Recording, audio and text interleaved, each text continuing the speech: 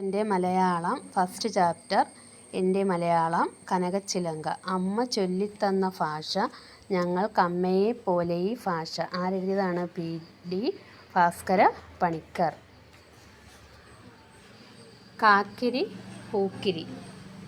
കാക്കിരി പൂക്കിരി തേന്മാവിൻ്റെ എത്താക്കൊമ്പത്ത്, കാക്കിരി പൂക്കിരി മാങ്ങകളങ്ങനെ പഴുത്തു തൂങ്ങുന്നു, കാക്കിരി പൂക്കിരി പിള്ളാരെങ്ങനെ ആർത്തു വിളിക്കുന്നു, കാക്കിരി പൂക്കിരി കാറ്റിൻ കയ്യുകൾ കൊമ്പു കുലുക്കുന്നു, കാക്കിരി പൂക്കിരി കാറ്റിൻ കയ്യുകൾ കൊമ്പു കുലുക്കുന്നു, കാക്കിരി പൂക്കിരി നാലഞ്ചെണ്ണം നിലത്തു വീഴുന്നു, കാക്കിരി പൂക്കിരി തേൻതുള്ളികളി നാവിനു സമ്മാനം.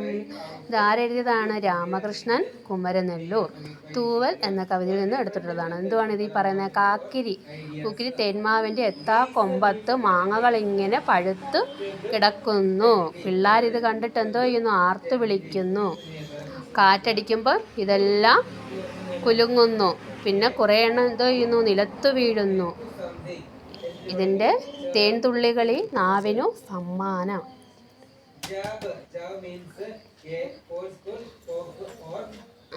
അടുത്ത് നോക്കേ. താളം പിടിച്ച് ഈണത്തിൽ കവിത ചൊല്ലി നോക്കൂ. നിങ്ങൾക്ക് ഇഷ്ടപ്പെട്ട താളത്തിൽ ഈ കവിതകൾ ചൊല്ലി നോക്കാം. ഈ കവിതയിൽ ആവർത്തിച്ച് വരുന്ന രണ്ട് വാക്കുകൾ ഏതൊക്കെയാണ്? കാക്കിരി പൂക്കിരി. ആ വാക്കുകൾ കൊണ്ട് എന്തൊക്കെയാവാം ഉദ്ദേശിക്കുന്നത്? കൂട്ടുകാരുമായി പങ്കുവയ്ക്കൂ. നോക്കേ. കാക്കിരി പൂക്കിരി കവിതയ്ക്ക് കാവ്യഭംഗി പ്രതിനിധാനം ചെയ്യുന്ന രണ്ട് വാക്കുകളാണ് ഇത്. കുട്ടികൾക്ക് ഈണത്തിൽ ചൊല്ലുമ്പോൾ രസകരമായി ചൊല്ലാനും ഈ വരികൾ സഹായിക്കുന്നു. എന്താണ് ഇത് ഈ പറഞ്ഞിരിക്കുന്നത്? കാക്കിരി പൂക്കിരി എന്നാണ് ഈ വാക്ക് ഇതിനകത്ത് പറഞ്ഞിരിക്കുന്നത്. കവിതയ്ക്ക് എന്തോ നൽകുന്നു?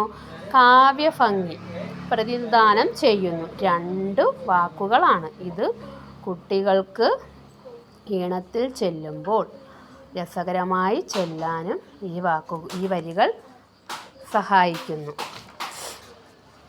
കവിതയ്ക്ക് ചുറ്റുമായി യോജിച്ച് ചിത്രം വരച്ച് നിറം നൽകി ഭംഗിയാക്കൂ. വരച്ച ചിത്രങ്ങൾ പരസ്പരം പങ്കുവയ്ക്കുക. ഒരു നല്ല അണക്ക് നല്ലതുപോലെ പടം വരയ്ക്കണം.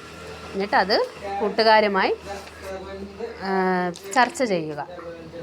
ഓക്കേ.